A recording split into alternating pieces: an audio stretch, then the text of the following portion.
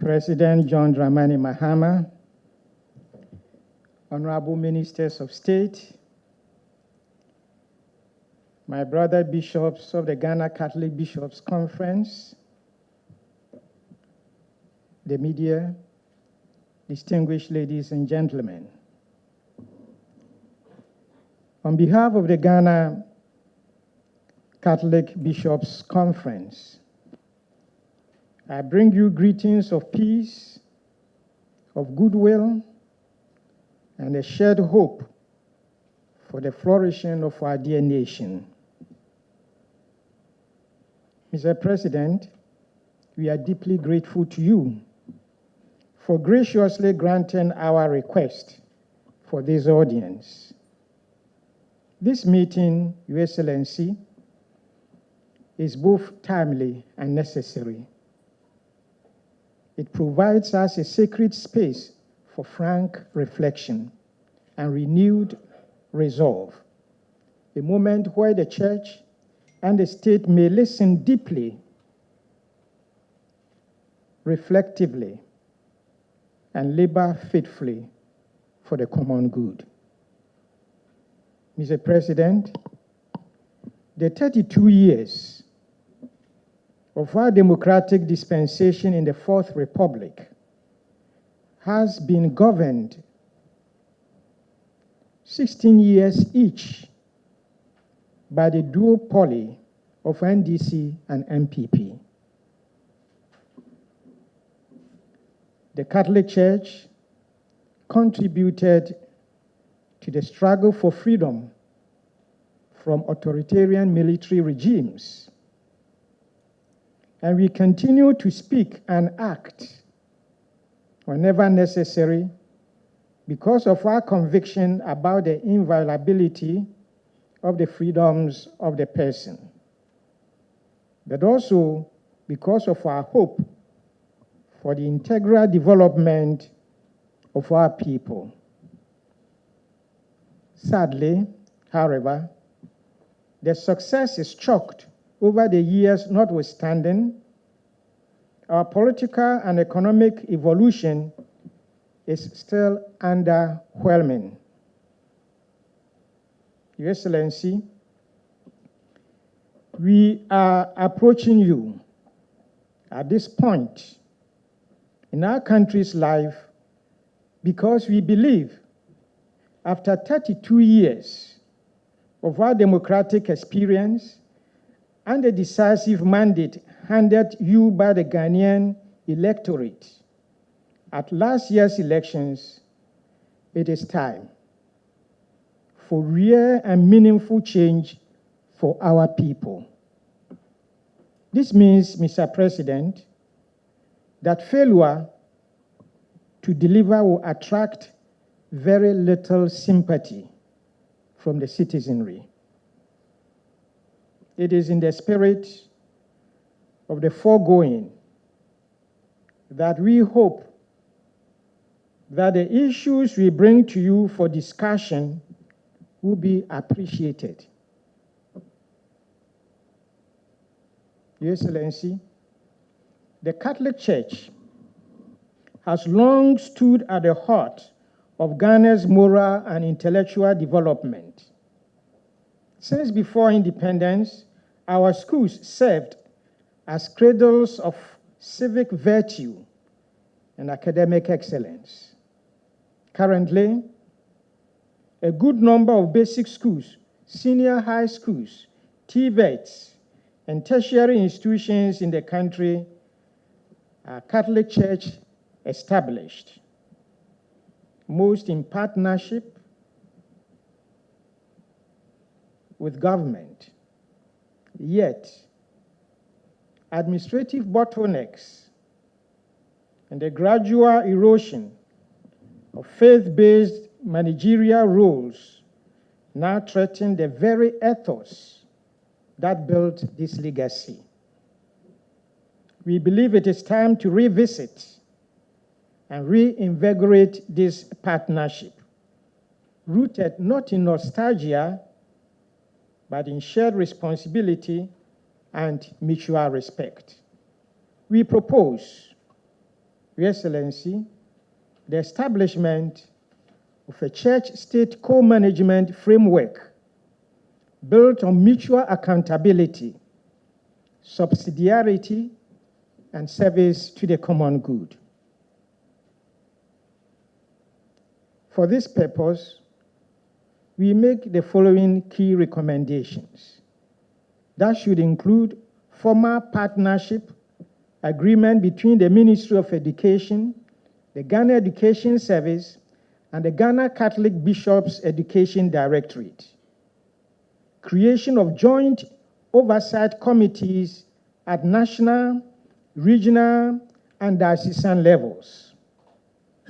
Autonomy in staff recruitment and disciplinary structures for teachers, head teachers, and staff in Catholic institutions, consistent with national standards, and guaranteed representation of the Ghana Catholic Bishops' Conference in education policy reforms, curriculum, and design panel. Mr. President, we are also burdened by the devastation of illegal mining. What began as subsistence activity has grown into a threat of national proportions. Recent data, as you are all aware, indicates that over 4,000 hectares of forest cover have been lost in just the past 2 years, while rivers like Pra, Ofen, and Ankobra have become bywords for environmental collapse. Now, this ecological damage is grave, but the socio-moral disintegration it breeds is just as perilous. We believe we must act now and immediately, not only with force, but with foresight. Enforcement, we believe, must be balanced by credible and sustainable alternatives for those driven by desperation. But the paltry economic gains from Galamsey pales in comparison to the devastating and irreparable damage that Galamsey does to our environment, our economy, and to the esteem of Ghanaians as a people. Your Excellency, we propose the following, and we are ready to back you up in all ways to arrest this menace. First, repeal of permissive legal instruments. Audit and repeal legislative instruments enabling unchecked licensing under the Minerals and Mining Act 2006, Act 703, and associated legislative instruments. 2, moratorium on licenses. Immediate freeze on new artisanal and small-scale mining licenses until a full review of environmental and social impact is completed. We believe there should be targeted state of emergency. Declare, Your Excellency, a limited state of emergency in all the affected zones to suspend all mining activities temporarily. Deploy military engineering units for reclamation. Restore lawful local governance and other. Then decentralized oversight. Establish district-level mining task forces with civil society and church observers to monitor local operations, report breaches, and ensure community participation. Conduct independent, publicly available audits of environmental impact, social benefit metrics, legal compliance of all current mining concessions. Enforce mandatory reclamation bonds and establish an independent environmental restoration fund, co-governed by state, church, and traditional authorities.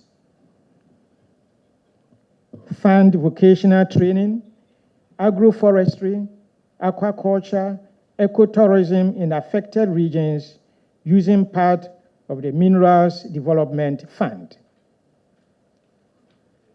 We suggest further that you implement a national blockchain-based system for tracking gold and minerals from source to export, to curb smuggling, ensure legal compliance, and recover lost revenues. Your Excellency, we, the Ghana Catholic Bishops' Conference, are ready, ever ready, to be with you.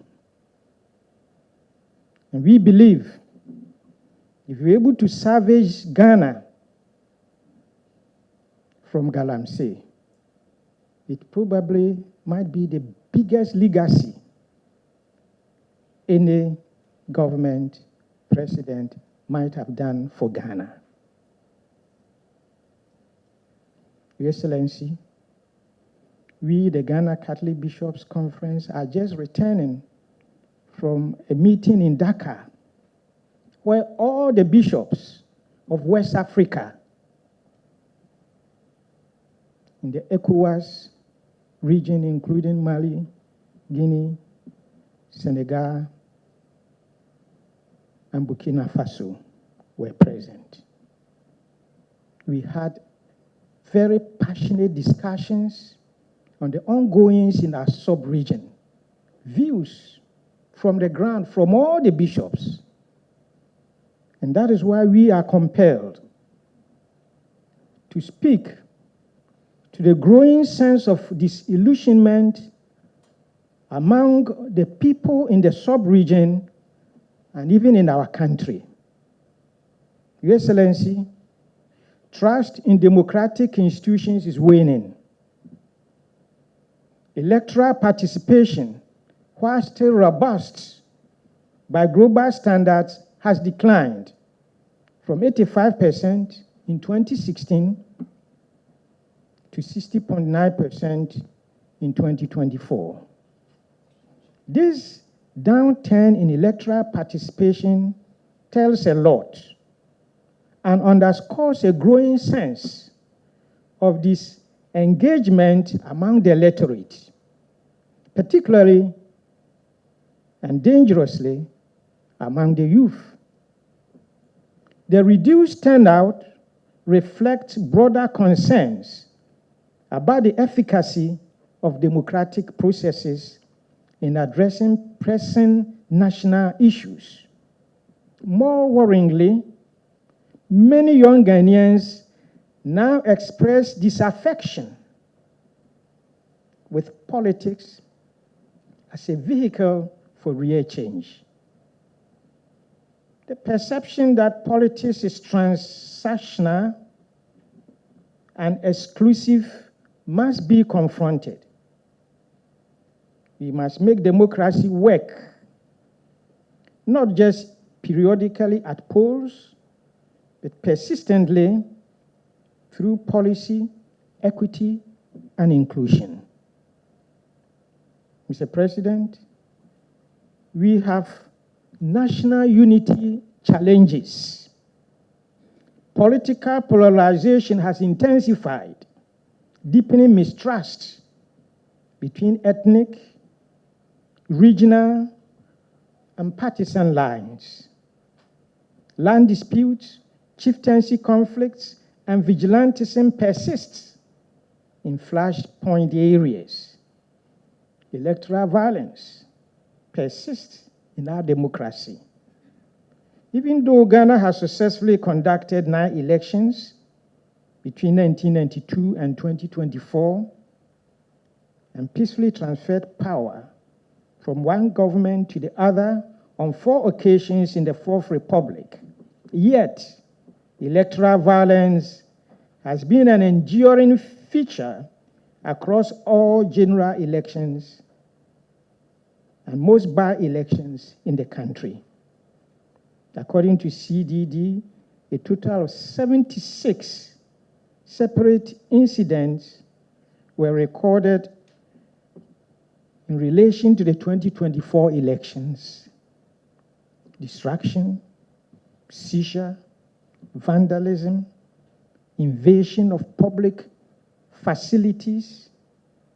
These 24 cases, deaths, 6 cases, and injuries, 46 cases. There are also allegations of partisan dismissals and political vindictiveness against successive regimes all over, all of these regimes for these 32 years. So, Your Excellency, as I end, we make these following recommendations. That Your Excellency, using the massive support that Ghanaians have given you the mandate and even your control of Parliament, to use the occasion, the opportunity, and the chance to rationalize Article 71, payments, and link public service remuneration to national equity.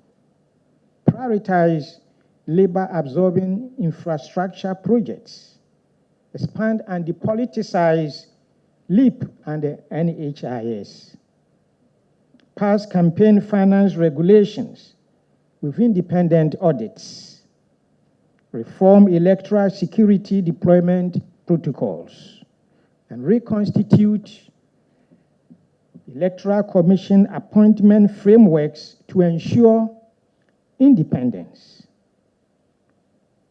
Create an independent commission for democratic integrity with prosecutorial powers and institutionalize civil service charter to protect public servants. Establish a biennial inter-party forum led by faith-based and traditional authorities. In conclusion, Your Excellency, as we reflect on these developments, it becomes imperative for both church and state to collaborate more closely in fostering civic education and engagement.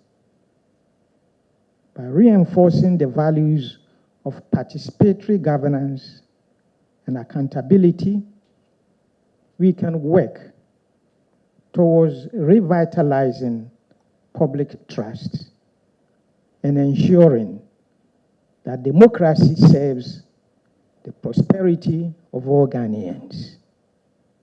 As shepherds of souls, we do not seek to govern, but we are called to guide, to remind, and to raise our voice when the nation's conscience trembles.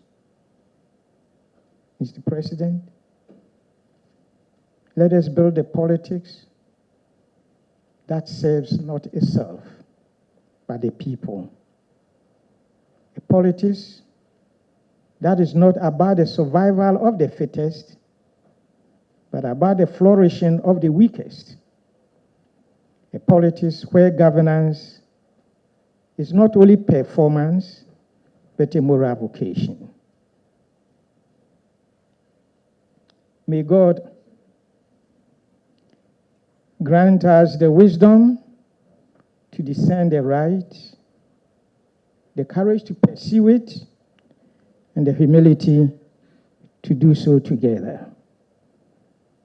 Mr. President, thank you for this audience, and we pray that you give us occasionally for us to have such interaction. Thank you. May God bless our homeland.